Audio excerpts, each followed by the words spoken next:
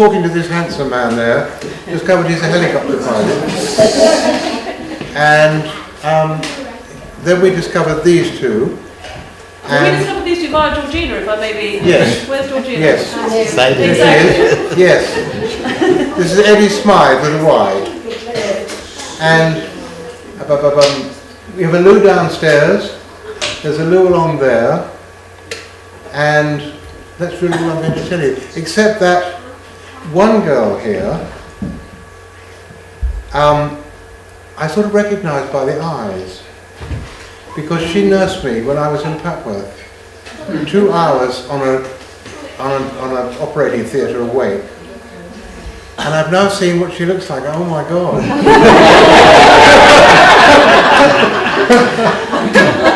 I did ask her to marry me, but she pointed out her husband. So there you go. And if my granddaughter cries, ignore her. She's more than welcome. Right, over to you. Thank you, John. I don't know how to follow that. But as John said, James and Adam, this is their sort of baby, this hospital, the idea of the hospital in Sierra Leone. They've kind of got the project going. They funded everything that's been paid for to date. I mean, it's amazing. And they discussed it with Georgina, who immediately decided she was going to help in pushing this project forward. And she walks up the drive to this house, literally, and knocks on the door and says, "We've got this project, can you help?" And if you were to walk up and down every street in Cambridge and knock on every door, you wouldn't have got a better person than Victoria to answer the door, who immediately seized on the idea using all her contacts, knowledge, experience, energy, everything. So massive thanks to Victoria, and of course to John, who hasn't told you, but this is his home. I mean, he lives here, and he's just opened it to us and allowed us to have this meeting. So thank you very much, John.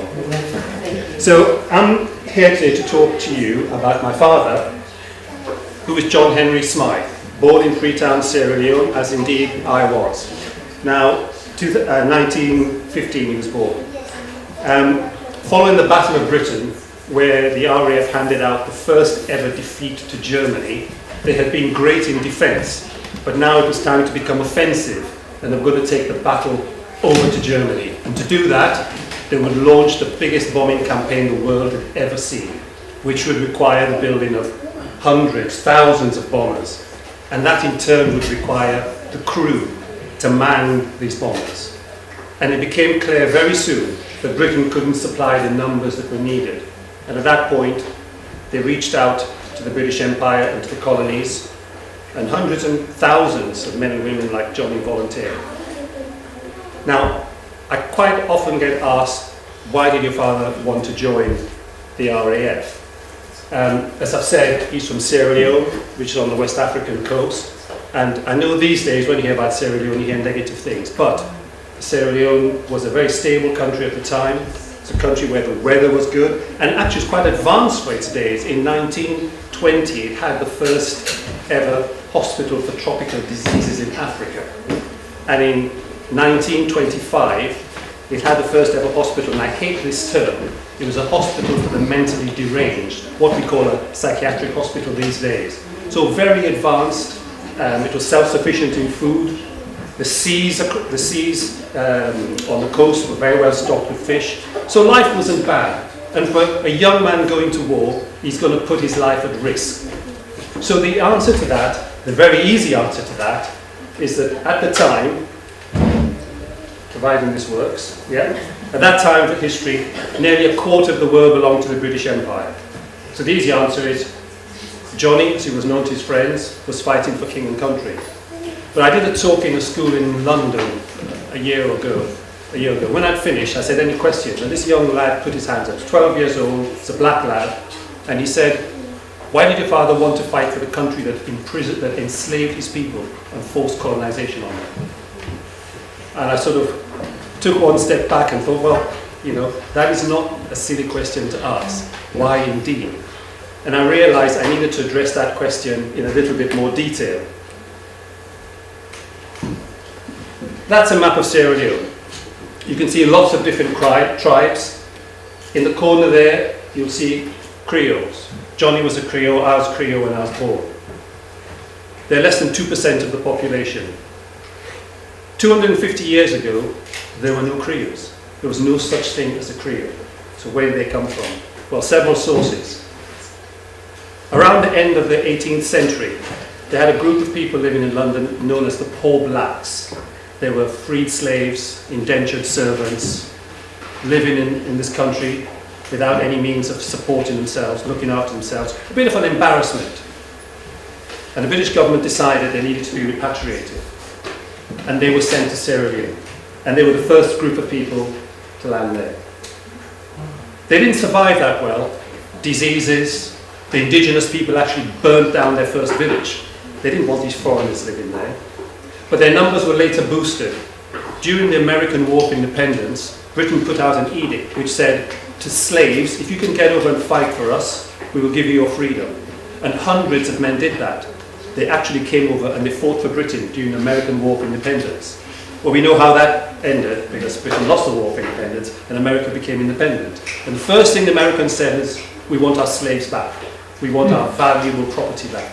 And notwithstanding the fact that Britain had lost the war, they refused to hand them back, and they actually sent them to Nova Scotia, which was a British colony in Canada, with their freedom, with the promise of land.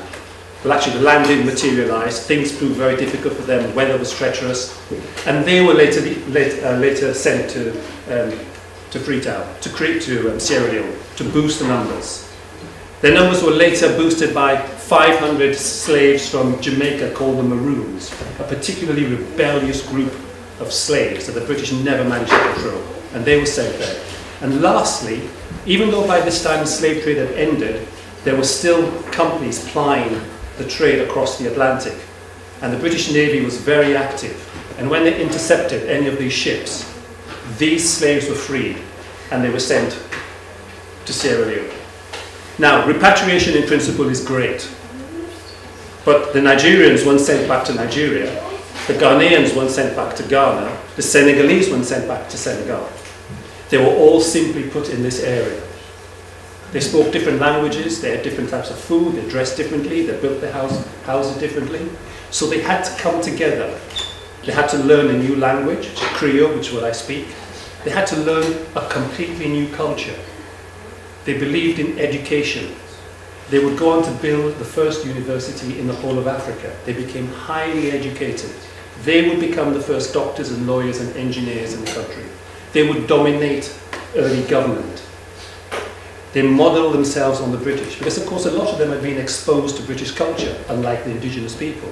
They dressed like the Victorians. And even today, if you look at the local dresses of the women, the Creoles, they have a Victorian style. They spoke English properly. And the British invested in them because they wanted them to spread Christianity. They wanted them to improve trade links between West Africa and Britain.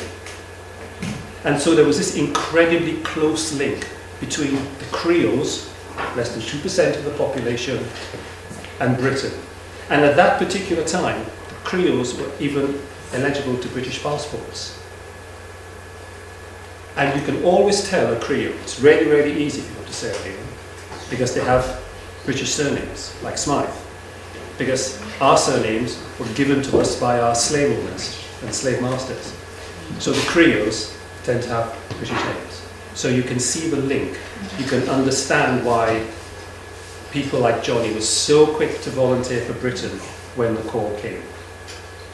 And of course he looked dashing in a military uniform, which was very important. So Johnny volunteered, and there would be 6 men from Sierra Leone who were chosen. As it so happened, 6 Creoles, not surprising. They passed the various tests that were set in Sierra Leone by the RAF, both cognitive, physical tests, and then they were shipped off. First port of call was Greenock in Scotland. Sierra Leone, tropical country, Greenock, Scotland, in winter. So, shock to the system. To men who wouldn't have worn warm coats, warm jumpers, that's a real shock to the system. But they were welcomed. And from Scotland, They were sent down to St John's Wood in London, which is where they would start their training. They were billeted around St John's Wood. Their parades were done at Cricket's Lord's Ground because cricket ceased to be played after 1939. They ate their food in the Regent's Park Zoo because the zoo had been evacuated, all the animals had gone. So that's where they would be issued their uniform, their cutlery and their bedding and stuff like that, and training commenced. Now Johnny started training as a pilot. There's a very old picture there which has been defaced, someone put a cross on it. That's what he wanted to do, he wanted to fly. And he got to the point where he was flying solo. But at this time, in the history of the RAF, the bombing accuracy was extremely poor. It was estimated that one bomb out of every bomb load dropped fell within 5 miles of the target. So the targets weren't being hit. And the only way they could manage it was saturation bombing, sending dozens of bombers to bomb one target and hope for the best. And they soon realised they needed a specialist on board the plane, and that specialist would be a navigator, whose job it was to take the plane from the base in Britain over to the target and back. And all the trainee pilots who had good marks in the mathematical modules, a good aptitude for maths, were converted to navigators. And Johnny was quite disappointed because, he wanted to fly. And it was sold to him, look, you're still going to be in charge of the plane because you have to direct it there and direct it back. But at the end of the day, he was now in the military and he would do what he was told. So he converted, and there's a picture there you can see he's getting some basic instruction on navigational equipment. The Imperial War Museum told me that these are their pictures. They have copyright on them. And I said to them, well, my father gave them to me. So you would just have to sue me. And I continue using them. And so they complete their training. And at the end of it, they get their final marks. And they're all going to pass. They're all going to achieve the rank of at least a sergeant. And out of the 95 or so men, 4 of them were immediately promoted to officers. And Johnny was one of the 4. So he was now Flight Officer Johnny Smythe. He was being saluted.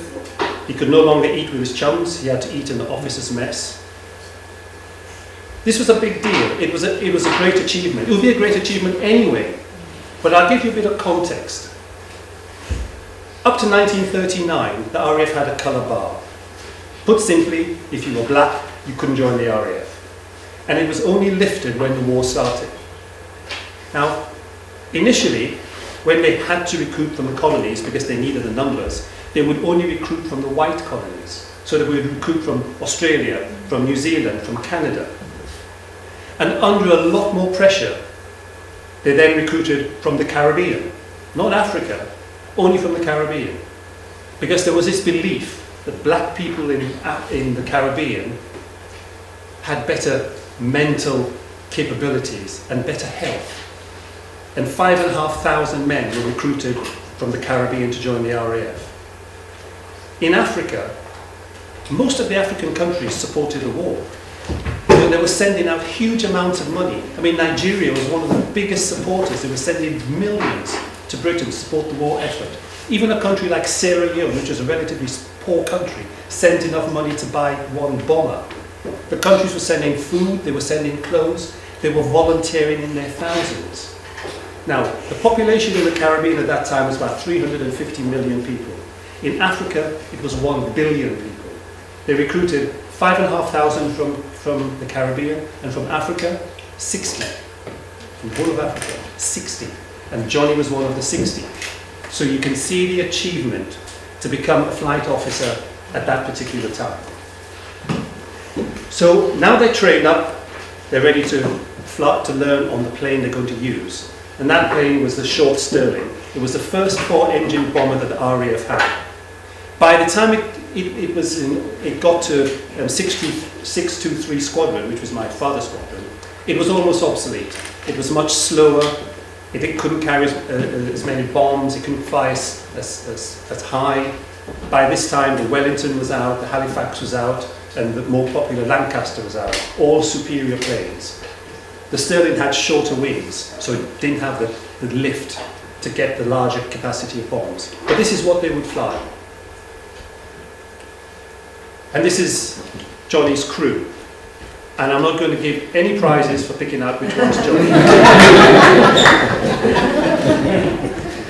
So the way it would work, you would get the captain, who's there, the skipper would pick the navigator, and the two of them would pick the crew. And they would start training to fly the plane. No easy feat. You know, these planes were difficult. They were complex machines at the time. The RAF only flew at night because they bombed at night. The Americans bombed during the day. So they had to learn to take off and land at night. They had to operate at night. They had to learn to navigate at night. These planes weren't pressurized. So over 10, 15,000 feet, you needed oxygen. They weren't heated. They were freezing cold. You know, it was not a good environment to work in. And they had lots of crashes during training. Lots of people died. And the other thing we mustn't forget, these were very young men. They had some teenagers, early 20s. Huge amount of responsibility on these young shoulders. But that's what they had to do. And eventually, they were operational ready. The time had come to do what they wanted to do, what they trained to do, which was to go to war. And they were tasked with the first operation, target in Germany, to bomb. And you can imagine the nerves, you know, the anxiety. And they go off on their first mission, and they find their target, and they bomb, and they get back. Relief, exhilaration. But of course, not everyone gets back. Now, my father would say there'd be a bunk next door which would be empty in the morning, and during the course of the day, someone would come and pick up their clothing, pictures, personal effects, and the day after, there'd be someone else in the bunk. Life expectancy was very short at that particular time of the war, between 5 and 7 operations. So they didn't expect to live long. Later on in the war, you'll see people doing 30 operations, 40 operations, but by then the planes had got better, the German war machinery had been degraded, the bombers had fighter escorts that could escort them to the targets and back, and life expectancy went up. But at that time, it was very short. And on the 18th of November 1943, they were tasked with a target over Germany, a heavily defended target, and they knew this was going to be difficult. And they took off from Downland Market, and they flew out to the target. And as they're approaching in distance, they can see the searchlights looking for the planes. They can see the explosions, and they know, yeah, this is going to be a difficult one. And then they're amongst the explosions. There's shock waves hitting the plane. And one of the things that they feared would happen, did happen. A shell exploded underneath the plane. It didn't actually have to hit the plane, it just had to explode near it, because it sent shards of hot metal flying through the plane. One of the engines was immediately knocked out. Johnny was hit in the thigh with shrapnel. Another piece punctured his abdomen, went straight in one end and out the other, fortunately missing his vital organs. They were almost at the target, so they continued and they dropped their bombs. They turned, praying they were going to get back. Johnny by this time had patched himself up as best as he could, had a swig of morphine from the medical cabinet, and they're praying, we're going to make it back home. But of course, they've only got 3 engines. They can't climb back up to height, and they're picked up by a German night fighter. Now, if you remember, I said the Stirling had short wings, so it didn't have good lift and carrying capacity. But it could outturn the fighters because of the short wings. But with 3 engines, they couldn't do that. The fighter strafed them, and they knew the game was up. Captain gave the order to bail out, and they all bailed out.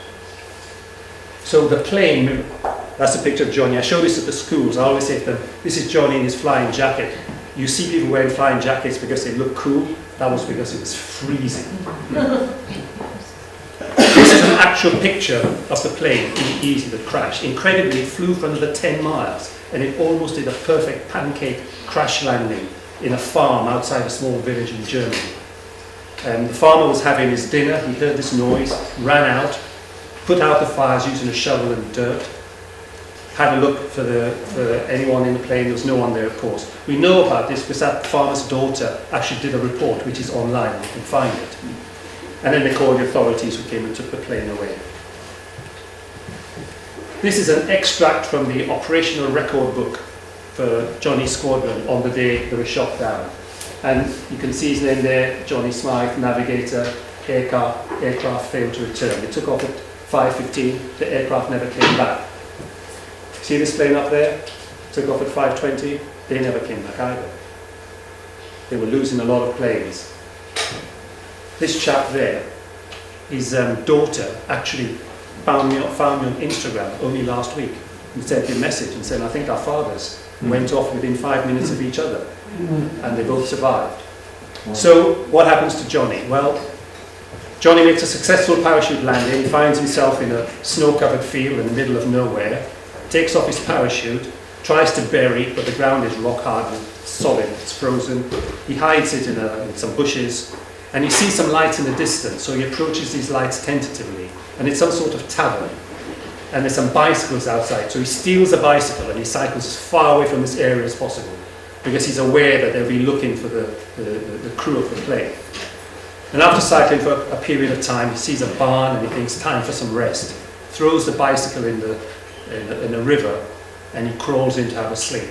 I mean, he has had quite a hard day so far. But he makes his first mistake. He lights a cigarette. And he's later to find out that someone saw the light on that cigarette and called the guards. It hadn't been half an hour and you could hear these German voices outside shouting. And he can't speak German, and he's praying it's got nothing to do with him. And after a while, a bullet was fired into the barn. So he knew the game was up. He shouted out, and he came out with his arms raised. Well, you can imagine the shock of the Germans, seeing this 6'4" black man in an officer's RAF uniform. And the first thing they say to him is, why are you in an RAF uniform? And he said, because I'm an RAF officer. Is why are you dropping bombs on our country? We're not at war with Africa. You're at war with Britain, and Sierra Leone is part of the British Empire. And he was brutally interrogated, he was hit, his boots were taken off, he was made to walk in the snow. Now, growing up as a child, my father never talked about the war, ever, ever. He threw away his uniform, his logbook, memorabilia. That chapter in his life was closed. We knew he'd been in the war. We used to try and talk to him, nothing. The year before he died, I managed to sit down and talk to him about it. Tell me what went on. And he talked about it without any emotion. Yeah, we got shot down. Oh, you got shot down. Were you scared? Was there a lot of smoke in the plane? Oh, we got shot down. There was no emotion. The only time he ever showed emotion when he's talked about this incident, when he was being interrogated. Because there was this German officer who was quite short, he had a rifle, he approached him and he hit him in the side with the rifle butt. And then he did it a second time. And he decided, he said, the next time he approaches me, I will snap his neck. It'll take me 2 seconds and he'll be dead. I will be killed, but he was fairly sure that he knew he was going to die, but he was fairly sure he would get this guy killed as well. Now this is Johnny, and you can see he was a big, strong, fit man. So despite all that interrogation, he would survive. He was still bleeding at the time from his wounds. But after this, he was sent to a hospital where his wounds were treated. He was chatting to some German officers in the wards, you know. Incredibly, he said, the German officer said to him, hey Johnny, you know, for you, things are looking good. He said, what do you mean things are looking good? You know, I've been captured, I'm wounded. He said, yes, but when you're better, you'll probably go to prison of war camp and survive the war. As soon as we're better, we'll be back to the war and we may die. And this is the sort of conversation they're having. From there, he gets sent to Frankfurt, where he has further interrogation, but there he would meet his skipper, who had also been captured. So that was a joyous time. And then they were sent by train to Stalinluft 1, which is a prisoner of war camp in Varta in East Germany. Very bleak location, next to the Baltic Sea. I know it's a bleak location because I was invited to visit it in January by a group of Germans who strive to keep the memory of the camp alive. And I was able to walk around. They actually showed me a picture. Check this out. They gave me this picture when I was in Germany in January. They said, look, got a picture of your dad. And I would learn of another story about my father, which was a horrendous story, which he never ever talked to me about. But I was able to learn this just by being in Varta in January. They had loudspeakers all the way around, playing German propaganda all day long. We are bombing your countries, we're killing your family, we're killing your people. Some of you may have heard of Lord Haw. They were playing Lord Haw's talks and speeches all the way around all the time. Totally demoralising. Lots of mental health issues in there by these young men. it was difficult to even think about escaping because there's nowhere to escape to. So anyone that got out would be captured and brought back straight away. The Germans always found their tunnels. In all the time it existed, only one person actually escaped. It was an English guy who managed to get out. He stowed away on a ferry to Sweden and made his way back to Britain. When 50 years at the end of the war was celebrated, the Times did an article on my father, and they sent this reporter to his house, and I was able to sit in there with him, and he's talking to my father about the war, and he's sitting there wide-eyed, and when he was talking about the prisoner of war camp, he said, well, Mr. Smythe, did you try and escape? And my father said, well, yeah, I guess I could have tried to escape, because if I managed to escape, I could then mingle with all the other 6 foot men walking around Germany at the time. You know, for him, escape was not possible. But although they had German propaganda all the time, they actually did know what was going on. They did know how the war was progressing. One of the things they had in this camp, well, all the prisons had, once a week they got a Red Cross parcel, and the Red Cross parcel would have chocolate, cigarettes, that sort of thing. I mean, they lived for it. And with that, they could use it to bribe the guards. I mean, at its peak, this camp had 9,000 prisoners. I live in a village of 6,000, I think that's big, 9,000. So lots of guards, and they could bribe guards to get bits and pieces. And they managed to get parts to put together a small transistor radio. So somebody managed to put together a transistor radio so they could follow the progress of the war. They knew that the Allies were winning the war. The Russians were approaching from the east, the Americans and the British were approaching from the west. So they felt it was a matter of time before they were liberated. But with that feeling of happiness that they could be liberated came all the anxieties. What might they do to us before the Allies get here? There were rumours about forced marches. There was rumours of a concentration camp next to the prisoner of war camp. And actually, there weren't rumours. That concentration camp was there because I visited it in January. And they thought there were gas chambers there. They thought, could we be gas? So a lot of anxiety. And one day in March, went back to America. The RAF sent out a transport, and all British prisoners, ex-prisoners of war, came back to Britain. So now Johnny is still in the RAF. He's still a navigator. He's living in London. He's seconded to the Colonial Office. Now, the role of the Colonial Office was to look after the welfare of the mainly ex-Caribbean men, military men who are now living in the country. And you know that they're miles away from home, a different culture. They're now out of the military, so they haven't got the discipline and the order. They get into fights and things like that. And one of the things that Johnny had to do was defend them in court-martials. He wasn't a lawyer, but he was articulate, he was eloquent, he could present a defense, and he ended up in court-martial situations defending these people very, very successfully. And it was whilst in this role as an attaché to the Colonial Office, he was required to board the Empire Windrush, which we've all heard about. These are one of the pictures you quite often see when they talk about the Empire Windrush. And if you look there, with his navigator's badge, that's Johnny. Wow. So he was the senior officer on board the Empire Windrush, as he took a large contingent of demobilized Caribbean men back home. So we all know about the Windrush coming to this country, but not a lot is known about him going out. So he went out on that ship as the senior officer. It went to Trinidad, dropped off some people on various islands, and when it got to Jamaica, which had the largest contingent of people, it got there, the Labour officer came on board the ship, and he said, we've got a problem, because at that particular time, the economy was very poor in Jamaica. Unemployment was very high. They couldn't offer jobs to these returning sons, and they appealed to Britain for help. The Colonial Office contacted Johnny, and they said, right, you're the office in charge, you need to interview these men, you need to come up with some suggestions and some recommendations, which he did do. This is a copy of the original telegram, which he sent from the Empire Windrush. I'll read there. So it goes to Ivor Cummins, Colonial Office, from Johnny Smythe. This is when he's actually on the ship, and 350 men without accommodation, and he talks, I'll have to come down and read this. So there's 50 builders, 50 factory workers, 50 farmers, He categorises the numbers of men and what their jobs are. And he makes a recommendation to the colonial office that these men should come back to Britain and should be given jobs. They should have the opportunity to work. And that ship came back to Britain with the people we now know as the Windrush generation. So he was pivotal in that situation. So he's still in the RAF. One of the judges he'd sat in front of at court-martial a few times asked to meet him for lunch, and he was honoured. So he goes and he meets him for lunch, and the judge says, "Johnny, what are you going to do now the war is over?" And he said, "Well, I want to stay in the RAF." He said, "Well, you won't be able to stay in the RAF now the war's over. You're going to have to go home. Have you thought about law?" And he said, "Well, yeah, actually, that would be a good profession." So he gives him a letter of introduction to the Inns of Court. And armed with that letter, he goes and has an interview and he gets accepted. Again, think of the time. He gets accepted to study law.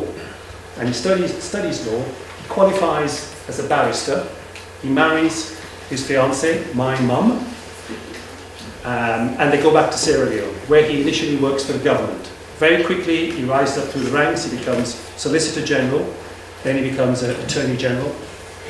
As Attorney General, he does a tour of America. He meets the then Attorney General of America, Robert Kennedy. That's a picture of him and Johnny in the White House. Very successful tour. Talks in a lot of universities. He's a VIP guest at the famous Martin Luther King rally with his speech, which you all know about. So very successful. And he learned a lot as well, which he would use when he went back to Sierra Leone in his capacity as Attorney General.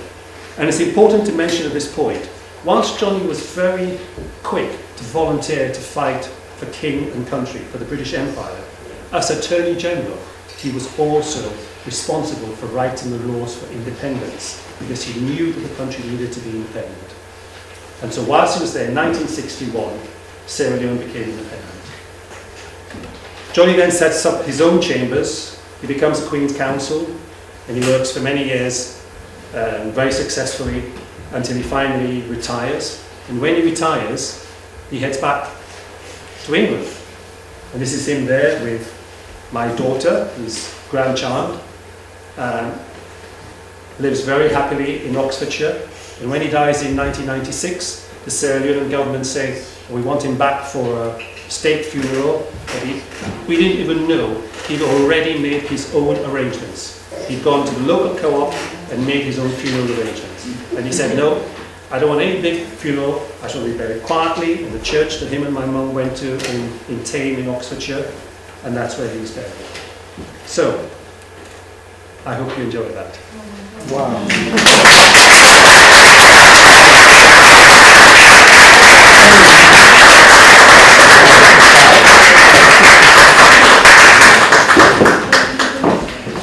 It was such a beautiful presentation. Thank you. Eddie, thank you so much. You really, show the relationship between UK and Sierra Leone. But from your presentation, I think we saw that there was more contribution coming from, Sierra Leone to the British Empire. But we thought that, we want to give back because we are all Sierra Leoneans. So good evening, everybody. Thank you so much for coming. My name is Adama, and I'm the co-founder for Long Health Center. I like to sort of, work my way out using scripture. Breath is very important for all of us. Every one of us sitting here, one way or the other, we are breathing. That's why we are here. So, like I said, my husband, James Fofana, we both, we thought that we came up with,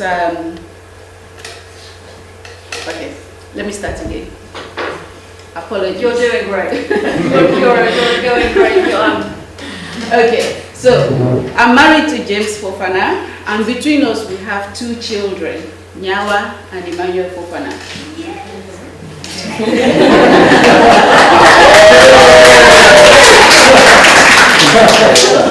So the picture you see here, that is James's dad. James' dad is a clergyman, so he owns churches in Sierra Leone and also I think in the UK as well. This picture you see here, this is my village where I was born in Sierra Leone. And the house you see there, I was born in that house. Most of the family members you see here, these are my family members. And one of the reasons why I chose, we thought about establishing a long health in Sierra Leone is because when I was growing up, this is how I grew up. When we wanted to light fire, we ignite the fire, as you can see, we blow with our mouth. And sometimes before you know it, we are coughing like people that, that smoke.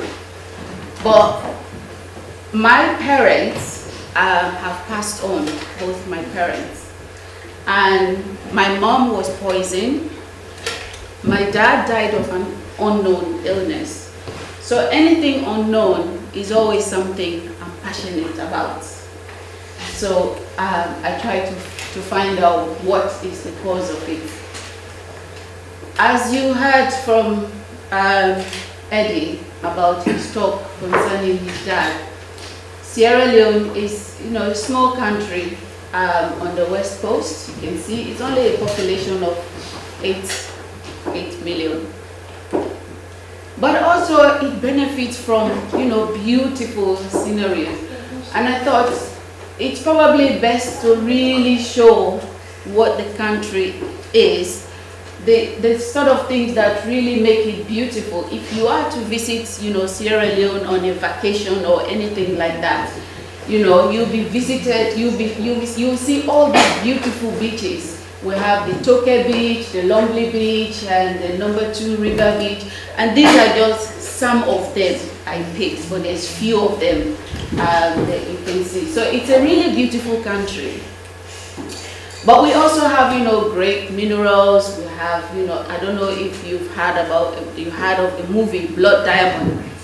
That was, one of the reasons. So diamond is very popular. We've got bauxite, we've got gold, we've got iron. So really, we do have some minerals that can really help the country if actually it's managed well.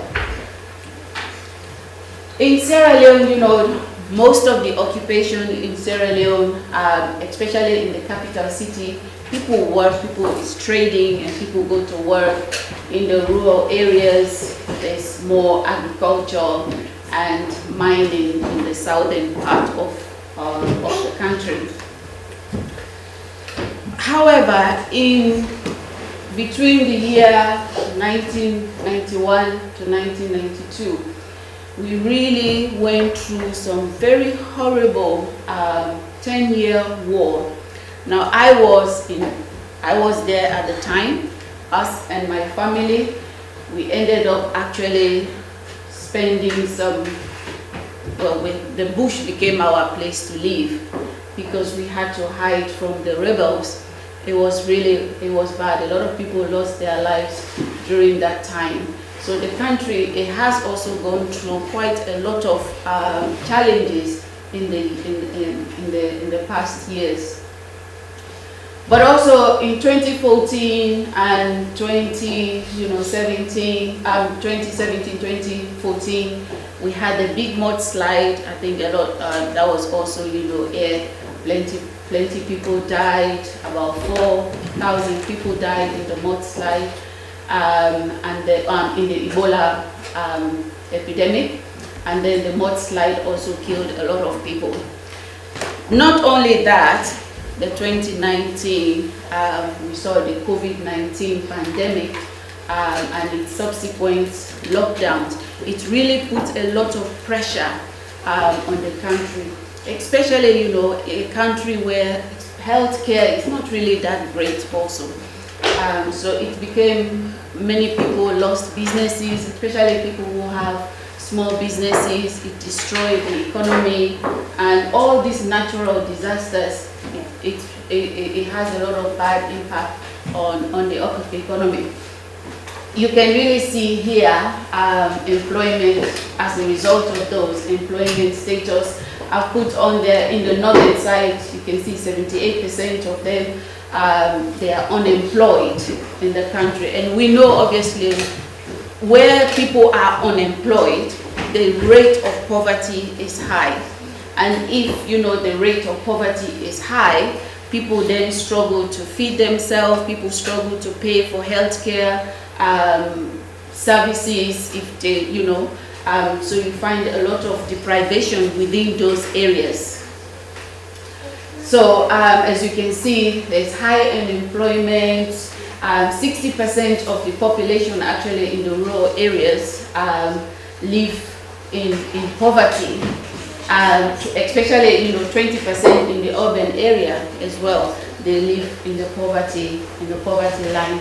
And there's lack of infrastructure in the country, with the war, the natural disaster, the Ebola epidemic, and also the COVID-19 pandemic.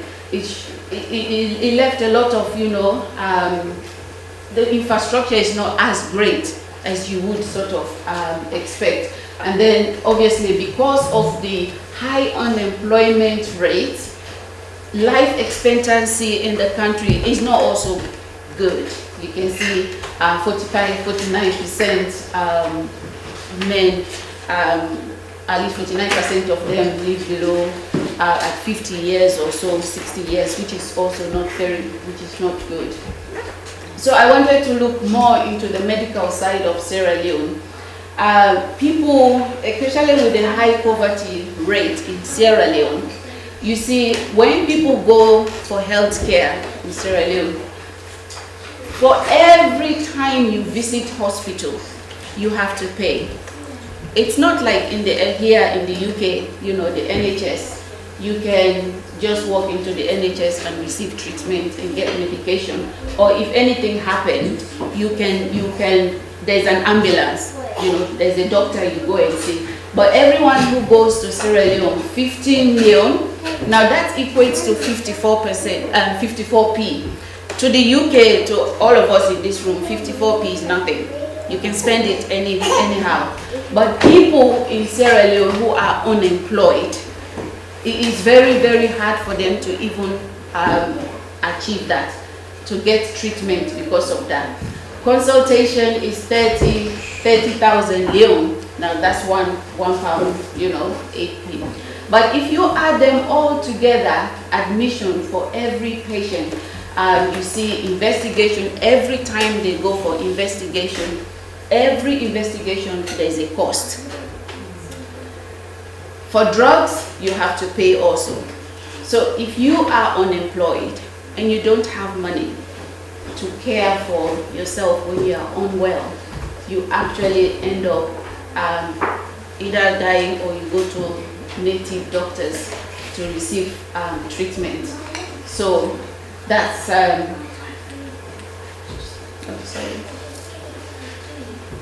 There's a lot of healthcare establishments that have happened in the country. There's in 2010, the country also launched a free healthcare initiatives. And those healthcare initiatives, what they do is they only provide for people who are pregnant and those that are lactating, and also they provide free malaria treatments. There is a government established TB program where people with TB can go to receive treatment. Then a lot of people, obviously, because they are using their own money to buy, to treat for, a lot of people use their own money, so it's like out of pocket, so you have to spend the money to receive the treatments that you want to receive. The healthcare system is not very great. So in Sierra Leone, you can see about just over 1,000 of the public, just over 1,000 of public hospitals are private. Okay, and then you have about 54 hospitals, 70 surgical clinics are there also. But in all of these places, I didn't see anyone providing health care, providing long health in Sierra Leone. You can see in Sierra Leone, there are limited ambulance services. Trauma care is very limited. The local hospital only accepts services in extreme cases. So you then have like 2 physicians per 1,000 population. And there is lack of professional training. So also the nurses there, when you go to receive treatment, sometimes the equipment is not there and the training is also not there. And there's lack of medical resources, which then leads to misdiagnosis in the country. I thought this was very good because what I'm going to really go into later on in what we want to do is non-communicable disease. But in the clinic that we are looking to establish is lung health. And this is a research taken by Dr. Tahir Bokri. And he decided, he just did this through screening. He wanted to know the number of people that actually die of non-communicable diseases. And he listed all of them there. But what we are going to look into, we are looking into chronic lung disease. And in the northern area, he shows that 5.5% of the population, through his screening, actually die of chronic lung disease such as asthma and COPD. And in the northern area, you can see also it's 4.2%, and in the eastern area is 3.3%, and in the western region is 3.9%. Now you will say that's a very small number, but a country of 8 million in these regions, that population, there's at least about just over 1.5 million people in the country that suffer from chronic lung illness. And a lot of other people also, there are other common causes that actually kill people, such as malaria, lower respiratory infection, and diarrhea. We know for sure that these things have, they have connection with the environment. But however, if these things are treated appropriately, if they are treated on time, it could actually lead to at least we will not have to lose capacity. We will not have to lose human capacity for families. A lot of people will be able to be treated when it needs to be treated. So with all that, and I thought, well, why Lung Health Center? I've worked in Papworth Hospital for 15 years. And in that 15 years, I've worked in oncology as a clinical trial coordinator. I've worked in oncology. I've worked in pulmonary disease unit to do research. And every time I see patients on the ward, I get to talk to them, especially those with chronic illness. There was always something that would strike me. I would go to all the other wards, but I never went to the respiratory department because all of my colleagues knew that I hated people on ventilators.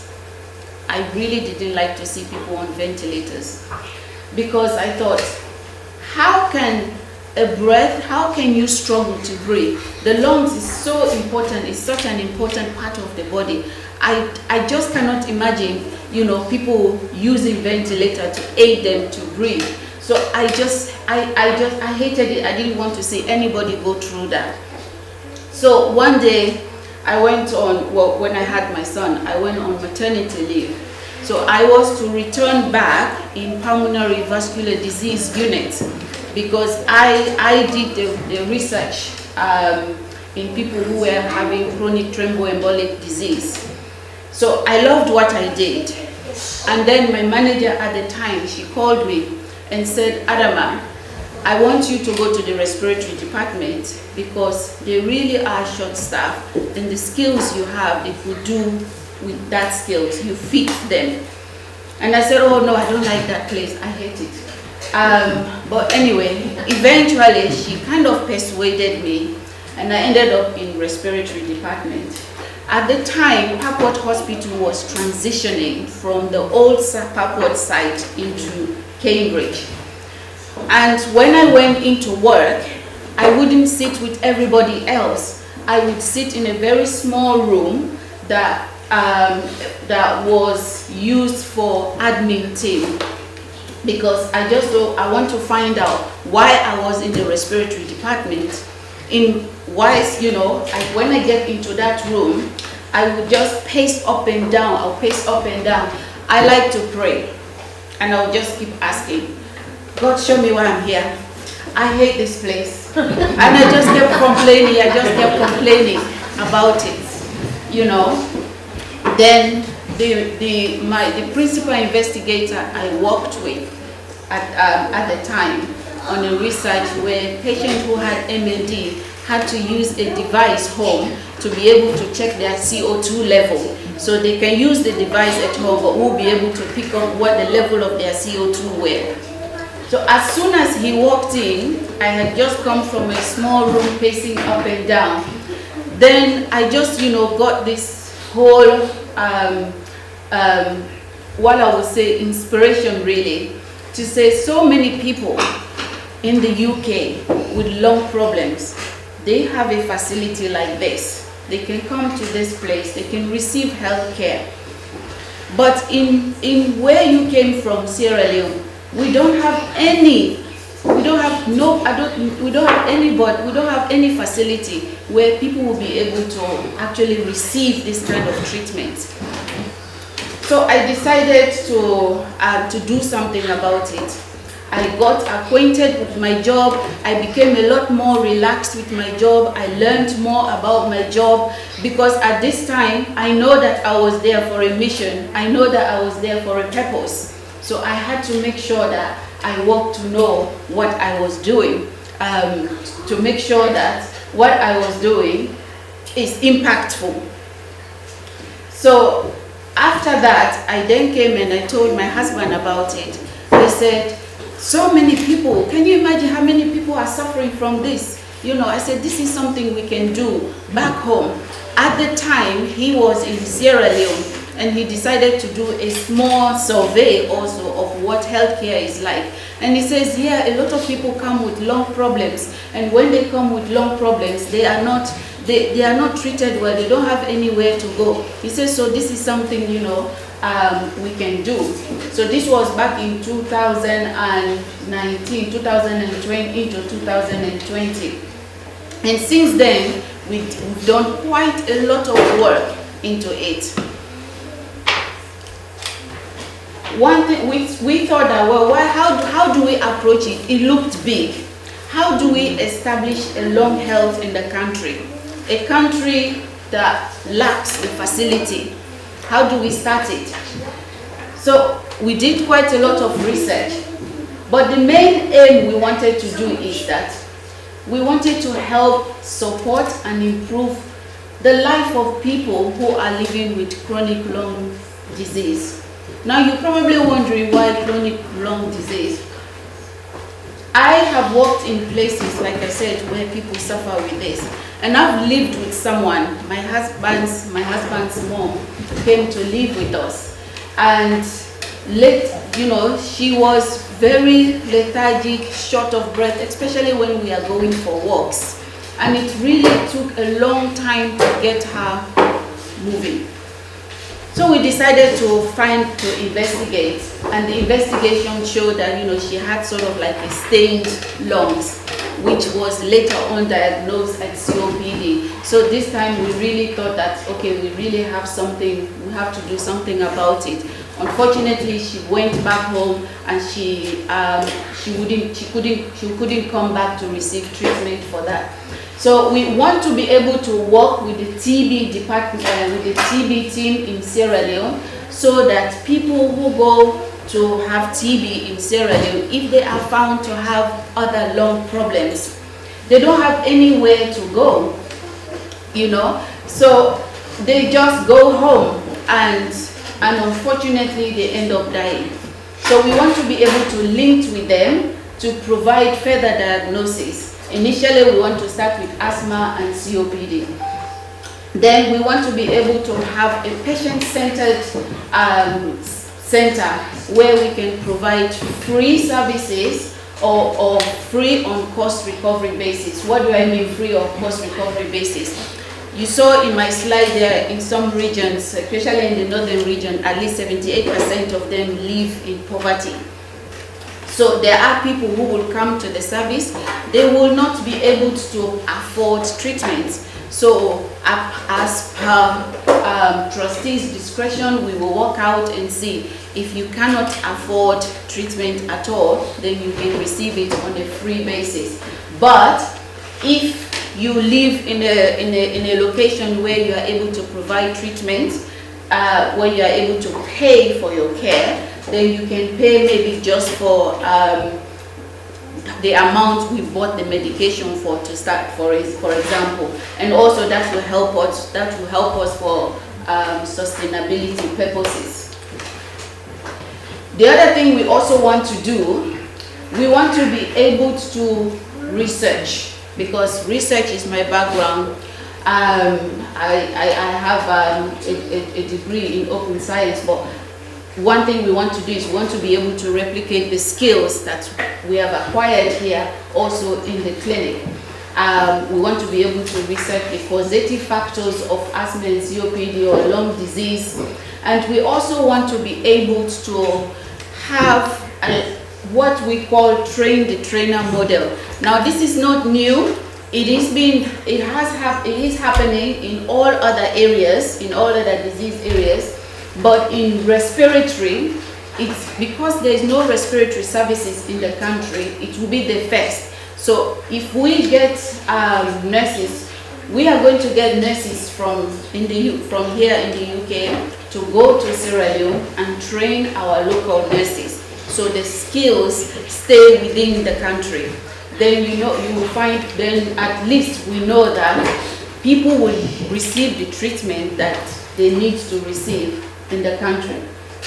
And also we thought that because it is a medical health organization, we will not function on our own. We will not be able to have a medical organization where we work in isolation. So we want to be able to collaborate with people who have gone ahead of us. We want to be able to work with other healthcare professionals who have already established themselves in the country, who are doing this work. For example, we have the Better Life Foundation that are providing healthcare already, which we are already in talks with. So where will our clinic be based? So the clinic will be based in Bo. As you can see here, that is the southern area of Sierra Leone. And the reason why we wanted to base the clinic in Sierra Leone, because you can see in the northern region, in the northern region there and the eastern, if it is based in Bo, people who are located in that area, it will be easy for them to find us rather than basing it in the capital city of Sierra Leone. This is the capital city here, Freetown, and this is Bo. So at least people who live in the eastern area like Kenema, for example, it's easy for them to access us instead of going all the way to the capital city. So I just put here the distances that it will cover. For example, people in the Moyamba district, this is the distance they will cover to go to Bo, than 150 miles if we were based in the capital city. So in April this year, we decided we go to Sierra Leone to talk to the Ministry of Health and to tell them exactly what we are planning. And they really welcomed us. They welcomed the idea because it's a healthcare organization. The ministry has to know that we are in the country. This gentleman here, this is the director of the non-communicable disease. This gentleman here, he's the representative of WHO organization. And Dr. Santigi definitely welcomes us. He wants this organization in the country because we don't have any respiratory facilities, no respiratory physician, no pulmonologist, nothing in the country. So it's something they are very much happy to have in the country. And this is his secretary, and all this one worked in his office. We have some more pictures here. This is the chief in Bo Kakwa chiefdom. When we met him, he says he's not wearing shoes because he says that he has his feet on the ground. So if we have to do anything there, he takes charge of the area. So that's who he is. This is the environmental director whom we met.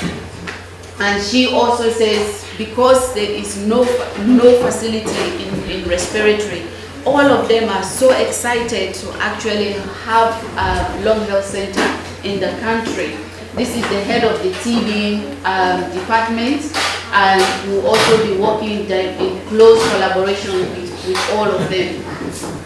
So far, Lung Health Center, what have we done? So we are working with a memorandum of understanding with the Ministry of Health and Sanitation. That is to be ratified soon. We are registered fully in Sierra Leone as international non-governmental organization. We are registered with the Charity Commission here in the UK.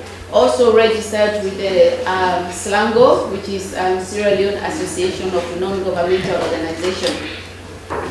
We have a service level agreement, and we have the tax identification numbers. We have registered with the Cambridge Global Health Partnership. Now, through them, we will be able to get healthcare workers to volunteer to go and work in Sierra Leone and be able to train our local healthcare professionals. We are also supported by Eilish at the Royal Harcourt Hospital. And for the first time ever in the country, this year, we worked with the Ministry of Health and we produced the first COPD guideline in the country. That is to be launched very soon. Now this is very remarkable. It's a great achievement because a country of 8 million population, they did not have any guideline to treat chronic obstructive pulmonary disease. This will be the first time. Will be the first time we will have a guideline in the country that will be able to treat people with COPD. So we have also found a location for the clinic. We have part paid for it, and all that is left now is to finish off the payment and then do refurbishment of it. So we have trustees. We have 5 trustees. We have clinical team in the UK and in Sierra Leone. We have our operational governance team as well. And we were featured in the Cambridge Independent newspaper just recently, just to, at least, something we are doing just to be recognized. And I thought, okay, I wanted us to do a little bit of exercise before I go on to the other slide. So it's a bit of a breathing exercise. I would just have to say, maybe if you are claustrophobic, or maybe you feel short of breath, or you feel, if you pinch your nose and hold your breath for 25 seconds, you're going to feel panicky or short of breath, please don't do it. But if you feel you can do it, I will ask you to maybe hold your nose and if you can just please time it for me, 25 seconds. On the phone, please, so that we know 25 seconds. So, pinch your nose and hold your breath. Don't breathe. Hold your breath. Pinch your nose. Hold your breath.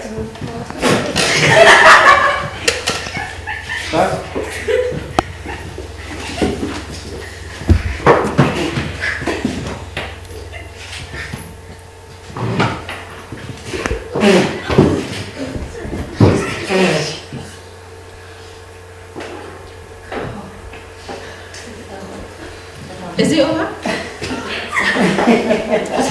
Okay, it's over.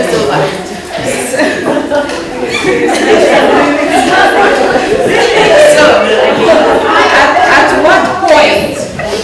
what point did you feel breathless? Did you feel breathless maybe 5 minutes after holding your nose? 5 seconds. 5 seconds. Exactly.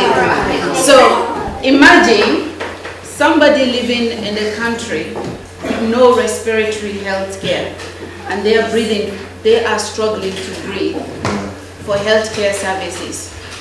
No ambulances. In the UK, you get an ambulance if you feel short of breath or you're struggling to breathe. You go and you have investigation done for you to be able to receive the treatment. But in Sierra Leone, unfortunately, over 1 million people that struggle with breathing suffer and they end up dying. Think about when you held your breath, what was going on in your mind? You were panicking, you felt claustrophobic, you felt horrible. Imagine, I'm sure sometimes you can also think about your relatives, your children. If you are not with your children, if you are not there, especially if you are the bread owner for them, how will you feel when you see your breath fading away with nothing, with no health care to support you? And that's why we are very passionate about Lung Health Center. So what our next step will be, we want to be able to finish furnishing the building. We want to be able to train nurses. We want to start recruiting the nurses and be able to train them. We want equipment, and you cannot diagnose COPD without a spirometer. We need spirometer. We need all the equipment that we need. We need ECG to be able to treat people who suffer from chronic lung disease. We need medication, and we need to be able to ship them also in time. What we have done is we want to be able to launch the clinic in April 2024. So like I said, these are some of the essential equipment that we are looking for. We are looking for low flow oxygen, we are looking for spirometer, nebulizer. Any of these things will help us really to do our job well. We need volunteers. Now these are just some of it, the immediate one probably I would say that we've listed here. Somebody who can help us with our social media, and then of course with everything else that goes on in our board meeting. And any other information that you want to know, those are our contact details. Thank you very much for coming to our event.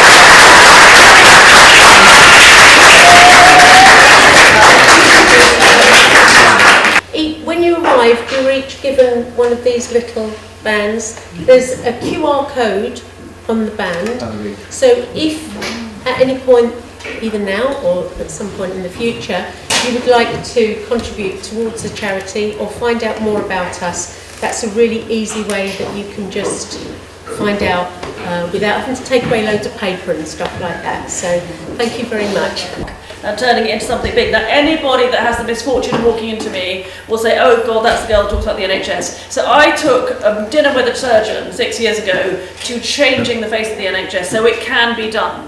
What you're seeing now as tiny can turn into the biggest thing. Believe me, I'm getting started. I like big. And the other thing is I'm tying, my dad's life was saved in the UK by an Egyptian surgeon, without whom I wouldn't be here. And he was approached in his late 60s, he's still alive.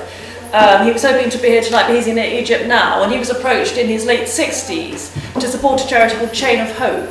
Now, Chain of Hope was a couple of French surgeons trying to kind of pull it together. They have built a hospital in Aswan. They are fundraising now to build a hospital in Rwanda. Okay, and that was a couple of conversations, a couple of phone calls, just as we've done it tonight. So when you're sitting here tonight, I thank you so much for being part of something in its inception. This is the inception of something.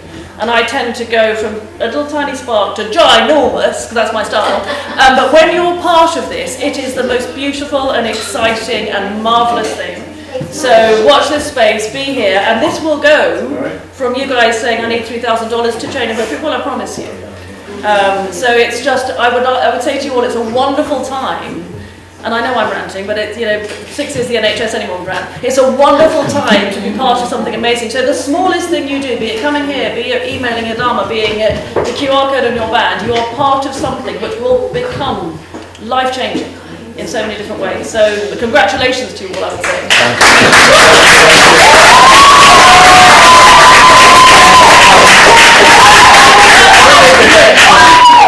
Okay. So you have It's like to a upfront bring initial, people yeah. along to their meetings, to the I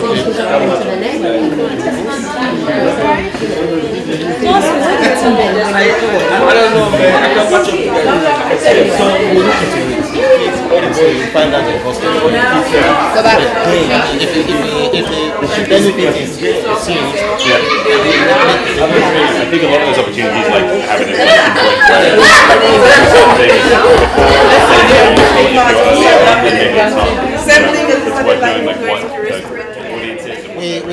we just did Longest Center's first awareness event at Aston Hall.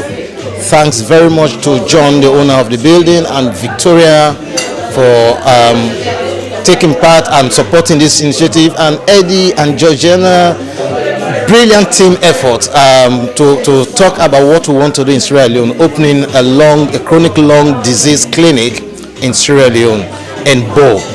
So the effort has started, the fundraising is on, we've identified the building we want to use, we've paid for it, and we are continuing to raise funds for this marvelous project. It's a daunting project, but we believe in the people we work with, we believe in human generosity, and we know we will get there to give Sierra Leoneans their first chronic lung disease clinic. In a country of 8 million people, Sierra Leone has no respiratory physician or pulmonologist. So it's vital that this organization works. It's vital for us to save our people. And we invite you to join us wherever you are in the world. We have our details on our website. If you go to www.lunghealthcenter, that is LUNG for lunghealthcenter.org, you can find all the details of how you can contribute. We're not only looking for money, we are looking for any way you want to contribute to make this a success. And we want to thank you all for all those that have supported us so far. We want to say a big thank you, and we crave and work hard for this to become a success so we can all share in the success. Thank you very much from Adama and myself, and from the Lung Health Center team, Board of Trustees. Thank you. Hello, my name is Georgina. I'm one of the trustees from Lung Health Centre.